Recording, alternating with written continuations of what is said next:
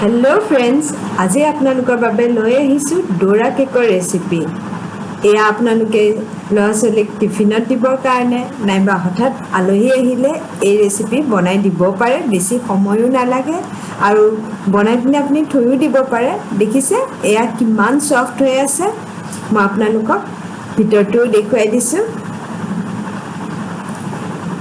Recipe से लिविंगात आपनालोक सकलोके स्वागतम जनाय आज एटा नतुन भिडिओ लै आइछु और मोर भिडिओ जदि ভাল লাগিছে তেনহলে लाइक शेयर কৰি দিব আৰু এতিয়ালৈ যদি চেনেলত সাবস্ক্ৰাইব কৰা নাই তেনহলে প্লিজ তলত থকা ৰঙা ৰঙা সাবস্ক্ৰাইব বাটনটো টিপি দিব তেনহলে দেৰি নকৰি ভিডিও স্টাৰ্ট কৰো আহক প্ৰথমতে আমি ডোৰা কেকৰ বেটাৰটো বনাই লব লাগিব আৰু তাৰ বাবে মই ইয়াত 1/4 কাপ ময়দা লৈছো আৰু এখন চালনী লৈ লৈছো চালনীত ময়দা 1/4 কাপ দি দিছো আৰু একে কোয়ান্টিটিৰ 1/4 কাপ আটা দি দিছো আপোনালোকে কেৱল আটা দিও বনাব পাৰে নাইবা ময়দা দিও কেৱল বনাব পাৰে কিন্তু আটা ময়দা মিক্স কৰিলে টেষ্টটো ভাল হয় আৰু অকল আৰু বেকিং পাউডাৰ আধা চামুচ দিছো ইয়াতে সকলো বস্তু লেভেল কৰি দিব একেবাৰে পাহাৰৰ নিচিনা উখ কৰি নিদিব সমান কৰি দিব আৰু দিপিনে এখিনি এতিয়া সালি লৈছো ভালকে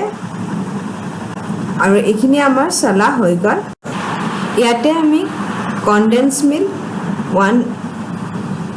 2 টেবিলস্পুন দিছো ডাঙৰ চামুচে 2 চামুচ দিছো আটা দিলে আটাৰ টেষ্টটো আহি যায় সেই কাৰণে আটা ময়দা ইকুৱেলি দি দিব আৰু আপোনালোকে বেছি কোয়ান্টিটিত বনাব লাগিলে প্ৰপোৰ্শনটো আধা কাপ ময়দা আধা কাপ আটা ৰাখিব পাৰে মই ইয়াতে 1/4 কাপ ময়দা আৰু 1/4 কাপ আটা লৈছো আৰু ভ্যানিলা এসেন্স 1/4 টিস্পুন দি দিছো ভ্যানিলা এসেন্স দিলে এটা ধুনিয়া স্মেল আহে সেই কাৰণে ভ্যানিলা এসেন্সটো আপোনালোকে দিব লগতে কেওৰা ওয়াটাৰ যদি আছে দিব না থাকিলে কোনো কথা নাই কেওৰা ওয়াটাৰ 1/8 টিস্পুন 1/4 টিস্পুনৰ আধা 1/8 টিস্পুন দি দিছো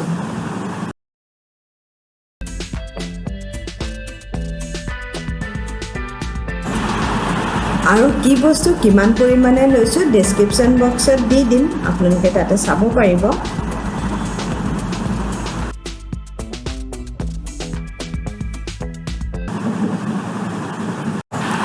আৰু মই সৰু চামুচেৰে 1.5 চামুচ দি দিছো ইয়াতে আপোনালোকক মই কৈ দিছো যে কনডেন্স মিল্ক যদি নাথাকে মিল্ক পাউডাৰো দিব পাৰে মিল্ক পাউডাৰো আপোনালোকে হিমান কোয়ান্টিটিত দি দিব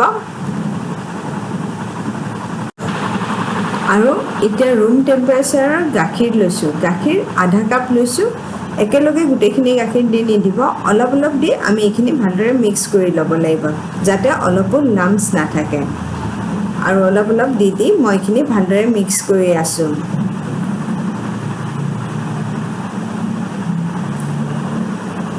আৰু এয়া কেকৰ বেটাৰতকৈ অলপ ফ্লুই কনসিস্টেন্সি হলে হৈ যাব বেছি পাতলাও নকৰিব আৰু বহুত বেছি ডাঠু নকৰিব মই আপোনালোকক দেখুৱাই দিম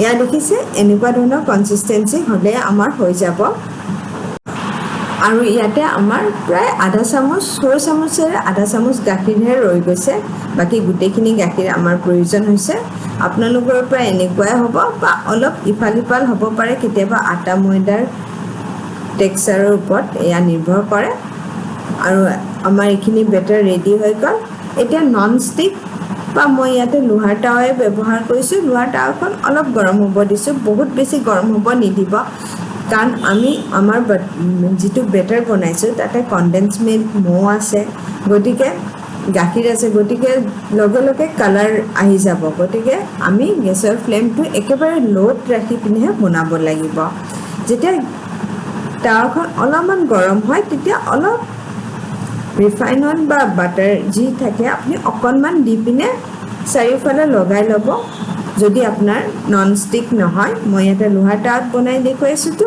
সেইকাৰণে অলপমান তেল লগাই লৈছো আৰু তাতে এতিয়া মই যেটো বেটাৰ বনাইছো সেইখিনি অলপ অলপ দি দিছো আৰু চাৰিওফালে স্প্ৰেড কৰি দিছো ভিডিঅ দেখুৱাৰ ধৰণে আৰু 5-6 ছেকেণ্ডৰ কাৰণেহে ঢাকি থৈছোঁ, বহুত সময় ঢাকি নথ'ব, একেবাৰে গেছৰ ফ্লেম ল'ত ৰাখিব আৰু 5-6 ছেকেণ্ড ঢাকি থ'ব।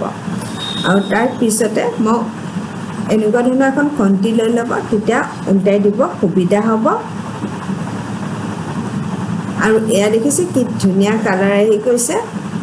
আৰু পিছৰখনটো আমি 5-6 ছেকেণ্ডতে থৈ দিব লাগিব আৰু তাৰপিছত নমাই থৈ দিব লাগিব। আৰু এয়া দেখিছে আমাৰ এইখন হৈ গ'ল। আৰু এখন আপোনালোকক মই বনাই দেখুৱাই দিছোঁ। এতিয়া 2-3 ড্ৰপ তেল দিলে হৈ যাব। ইয়াতে ৰিফাইন অইল বা বাটাৰ ব্যৱহাৰ কৰিব পাৰে বা ঘিউ দিব পাৰে, কিন্তু মিঠাতেল ব্যৱহাৰ নকৰিব। আৰু চাৰিওফালে লগাই লৈছোঁ আৰু তাতে এই বেটাৰটো আৰু অলপ দি দিছোঁ। আৰু এই ভিডিঅ'টো মই অলপো কাটা নাই, এডিট কৰা নাই, জাষ্ট আপোনালোকক গোটেইটো যাতে আপোনালোকে বুজি পায় সেইকাৰণে মই সেনেকৈ ৰাখিছোঁ। 5-6 ছেকেণ্ডৰ কাৰণে থৈ দিছোঁ ঢাকনি দি। আৰু গেছৰ ফ্লেম সদায় কমতে ৰাখিব, একেবাৰে ল'ত ৰাখিব।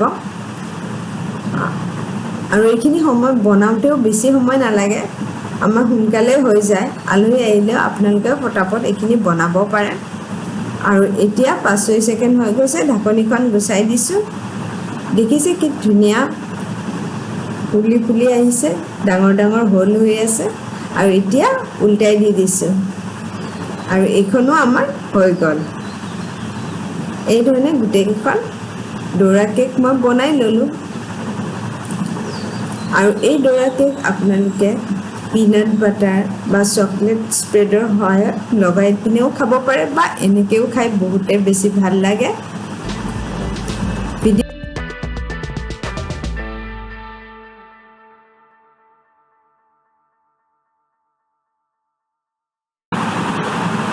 এই ডোৰা কেক আপোনালোকে ঠাণ্ডা হোৱাৰ পিছতো খাব পাৰে বা গৰমে গৰমেও খাব পাৰে। ঠাণ্ডা হ'লেও এই কেক একেবাৰে ছফ্ট হৈ থাকে, মই আপোনালোকক দেখুৱাই দিম। এয়া দেখিছে একেবাৰে ছফ্ট হৈ আছে। ভিতৰত মই এবাৰ এটা কাটি পিনেও আপোনালোকক দেখুৱাই দিছোঁ। এয়া দেখিছে। ভিডিঅ'টো চাই যদি ভাল লাগিছে তেনেহ'লে লাইক শ্বেয়াৰ কৰি দিব। আজিলৈ আহোঁ, পুনৰ লগ পাম নতুন এটি ভিডিঅ'লৈ। Bye bye.